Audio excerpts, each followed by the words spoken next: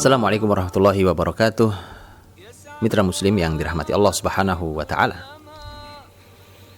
Mari kita dalami lebih dalam lagi agar kita lebih bersemangat lagi belajar sejarah dan agar kita tahu bagaimana cara belajar sejarah yang menyenangkan dan belajar sejarah yang penuh dengan ibrah bagi kita dan keluarga kita, masyarakat ini serta negeri ini. Dengarkan saya bertutur satu kisah dan rasakan betapa dahsyatnya sebuah kisah masuk dalam relung jiwa kita. Dia bergerak, berfungsi, bekerja pada diri kita. Di dalam kitab Syiar A'lamin Nubala, Imam Adz-Dzahabi, sang penulisnya, menyampaikan kisah pertemuan 4 orang anak muda. Yang satu adalah putra Umar bin Khattab, yaitu Abdullah bin Umar radhiyallahu anhuma.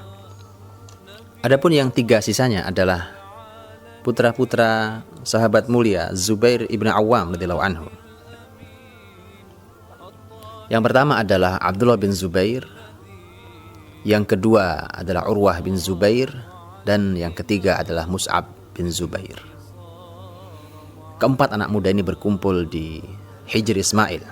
Kita tahu Hijr Ismail adalah setengah lingkaran yang ada di Ka'bah yang hari ini kita lihat. Mereka berkumpul di dalam Hijr Ismail. Kemudian mereka duduk bersama, membuka sebuah majelis yang sangat unik. Karena mereka membuka dengan kalimat mereka, tamannau. Tamannau artinya berharaplah. Mari kita jadikan majelis ini, pertemuan ini sebagai pertemuan berharap. Pertemuan bercita-cita, majelis cita-cita. Maka kemudian dimulailah majelis itu oleh kalimatnya Abdullah bin Zubair radhiyallahu anhu. Abdullah bin Zubair sederhana, dia mengatakan, uridul khilafah. Saya ingin kekhilafahan. Masya Allah, anak muda berpikir bahwa dia ingin mendapatkan kekhilafahan, dia ingin jadi khalifahnya. Cita-cita. Kemudian disusul berikutnya oleh Urwah bin Zubair. Urwah bin Zubair berkata, uridu an yu'khadh anni al-ilm. Saya ingin menjadi tempat masyarakat ini mengambil ilmu, jadi ulama, jadi ilmuwan besar. Ini keinginan Urwah. Disusul berikutnya oleh Mus'ab bin Zubair. Dia berkata, uridu imratal Iraq. Saya ingin menjadi amir Irak, pemimpin di Irak. Wazzawaj min Aisyah binti Talhah wa Sukainah binti Husain, dan menikah dengan Talhah, dengan Aisyah binti Talhah dan Sukainah binti Husain. 2 wanita yang sangat cerdas, 2 wanita yang sangat cantik di zamannya. Disebut sekaligus 2 nama itu, dan dia berminat untuk menikahi keduanya. Anak muda bercita-cita menjadi seorang pemimpin Irak dan menikahi 2 wanita cerdas dan sangat cantik di zamannya. Dan kedua-duanya adalah putri dari sahabat-sahabat Nabi Shallallahu Alaihi Wasallam. Kemudian yang tersisa, yang tertinggal adalah yang terakhir adalah Abdullah bin Umar radhiyallahu anhuma.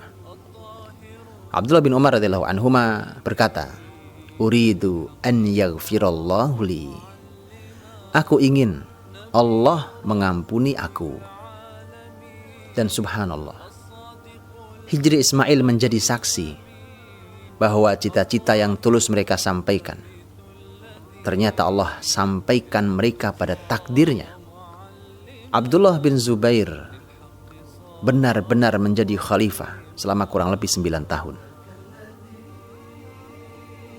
Urwah bin Zubair benar-benar menjadi ulama besar, salah seorang ulama besar di kota Madinah. Dan lihatlah sanad dalam hadis, banyak sekali sanad hadis dari Urwah bin Zubair diambil dari Aisyah radhiyallahu anha. Tidak aneh kalau Urwah kemudian menjadi seorang ulama besar di zamannya. Dan yang berikutnya adalah Mus'ab bin Zubair. Mus'ab bin Zubair benar-benar menjadi seorang pemimpin di negeri Irak. Dan benar-benar bisa menikahi dua wanita yang disebut di dalam sejarah beliau, dua wanita yang cerdas dan cantik itu. Yang tidak bisa kita lihat adalah ketika Allah Subhanahu wa taala menyampaikan bahwa Allah Subhanahu wa taala yang memiliki rahasia apakah Allah mengampuni dosa-dosa Abdullah bin Umar. Tetapi Imam Az-Zahabi rahimahullah mengatakan, dan Allah akan mengampuni dosa-dosa Abdullah bin Umar radhiyallahu anhuma sebagaimana yang dia inginkan di dalam majelis itu. Ini satu kisah. Apa rasanya begitu kisah ini kita bacakan? Bukankah di sana sudah sangat banyak pelajaran mahal? Umpamanya pelajaran jangan pernah khawatir untuk bercita-cita. Bercita-cita itu boleh. Semua orang. Bedakan bercita-cita dengan seseorang yang sedang bermimpi dan berkhayal. Orang yang bercita-cita, dia boleh menggantung setinggi langit.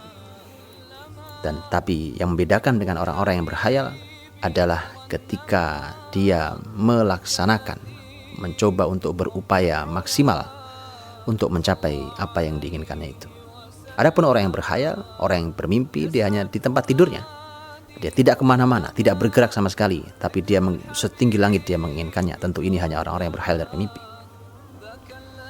Dan begitulah, orang hanya ditugasi untuk bercita-cita, kemudian dia berusaha semaksimal mungkin dalam upayanya menjadi hamba Allah Subhanahu wa taala yang mulia, yang baik, yang berilmu, dan biarkan nanti sebagaimana yang disampaikan Nabi SAW, hadis Nabi bekerja. I'malu fakullun muyassarun lima khuliqalah. Nabi mengatakan, bekerjalah kalian, berusahalah kalian, setiap kalian akan dimudahkan menuju takdirnya masing-masing. Untuk itulah kemudian sejarah memiliki fungsi-fungsi yang lain. Setidaknya ada 4 fungsi besar yang harus bisa kita ambil dari belajar sejarah. Yang pertama adalah fungsi motivasi. Kisah yang tadi kita baca, kisah yang tadi kita dengarkan adalah merupakan kisah yang kalau kita renungi menjadi motivasi bagi kita semua. Bukankah kita menjadi termotivasi? Siapapun punya kesempatan. Siapalah Abdullah bin Zubair sehingga kemudian dia bercita-cita ingin menjadi seorang khalifah. Dia bukan dari keluarga istana juga, walaupun dia memang benar dia keluarga sahabat Nabi SAW yang mulia. Tapi orang boleh bercita-cita setinggi apapun itu. Memiliki sejarah, memiliki kekuatan motivasi. Bacalah, dia akan mendorong pada kita untuk kita melakukan sesuatu, dan sejarah adalah sang motivator yang sangat hebat. Sejarah juga memiliki kekuatan solusi. Sepanjang nanti kita belajar sejarah Islam, kita akan mendapatkan solusi-solusi sangat detail.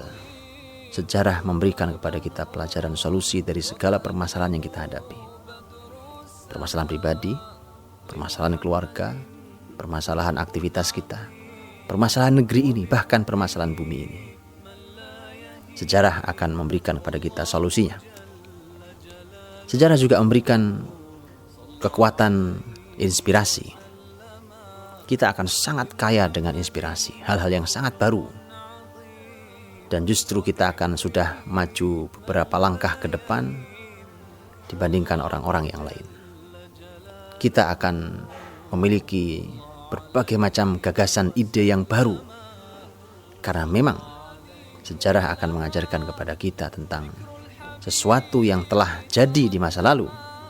Dan kemudian bahkan hebatnya lagi adalah bahwa Rasulullah SAW pun menyampaikan dalam hadis-hadis beliau yang disebut dengan an-nubuwat.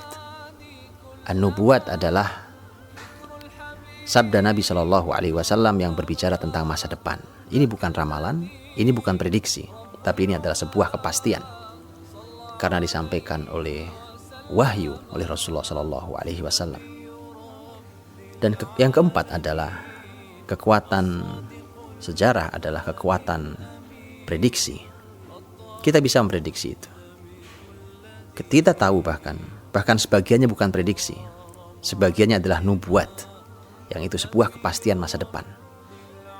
Ketika Rasulullah Shallallahu Alaihi Wasallam menyampaikan tentang bahwa Muslimin akan menaklukkan Persia, Romawi, Mesir, semua itu belum ditaklukkan bahkan saat Rasul sudah wafat. Tapi semua itu berhasil ditaklukkan di zaman kekhilafan Umar ibn Khattab radhiyallahu anhu. Sebuah kepastian. Ketika Rasul menyampaikan bahwa Muslimin akan membuka Konstantinopel, hal ini baru terjadi lebih dari 8 abad setelah Rasulullah SAW bersabda tentang penaklukan Konstantinopel. Ditaklukkan oleh Muhammad Al-Fatih. Dan ketika Rasulullah SAW menyampaikan dalam hadis yang sama tentang bahwa Muslimin akan menghantarkan hidayah hingga ke Roma, akan membuka Roma sebagaimana membuka Konstantinopel, ini pasti akan terjadi. Hanya sampai hari ini Roma belum kunjung mendapatkan hidayahnya. Jadi kita sedang berbicara bukan hanya masalah prediksi, tapi sebuah kepastian. Tapi sejarah juga memberikan prediksi, kekuatan prediksi. Karena dia adalah suatu sunatullah yang terulang. Kalau kita berbicara tentang masalah penaklukan atau pembersihan, umpamanya pembersihan tanah suci atau pembersihan Palestina dari tangan-tangan Zionis yang mengotorinya, maka kita akan tahu bahwa para ulama, para ahli sejarah hari ini mencoba memprediksi sebuah prediksi yang sangat berani. Ketika terjadi perang besar, Zionis menjatuhkan berton-ton bom mereka di Gaza tahun 2009. Kemudian muncul sebuah keyakinan dari para ilmuwan di negeri jihad tersebut bahwa anak-anak yang terlahir di saat bom-bom itu dijatuhkan, karena terlahir kurang lebih 3.000 anak-anak yang baru di Gaza, inilah anak-anak yang insya Allah dalam rentang 15-20 tahun ke depan akan membebaskan Palestina dari Zionis. Dari mana analisanya? Kenapa prediksi itu keluar? Kalau ini sebuah prediksi, bukan sebuah kepastian. Karena mencoba berkaca dari sejarah Salahuddin Al-Ayyubi, orang yang sangat ditakuti oleh sejarah Zionis. Hari ini Zionis sangat takut dengan nama Salahuddin Al-Ayyubi, karena Salahuddin Al-Ayyubi adalah orang yang berhasil membersihkan Palestina dari tangan-tangan salib saat itu. Dan Salahuddin adalah generasi ketiga sejak orang-orang salib menguasai Palestina.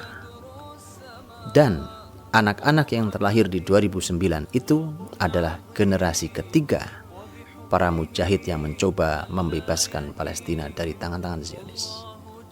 Maka kemudian para ilmuwan hari ini mencoba untuk memprediksi bahwa kalau sejarah Salahuddin terulang, maka generasi ketiga inilah yang akan membebaskannya dengan izin Allah Subhanahu wa taala. Maka begitu kuatnya sejarah ini, maka mari kita pelajari dan mudah-mudahan kita mendapatkan 1, 2, 3 atau 4 atau keempat-empatnya kekuatan sejarah tersebut. Kekuatan motivasi, kekuatan solusi, kekuatan inspirasi, dan kekuatan prediksi. Assalamualaikum warahmatullahi wabarakatuh.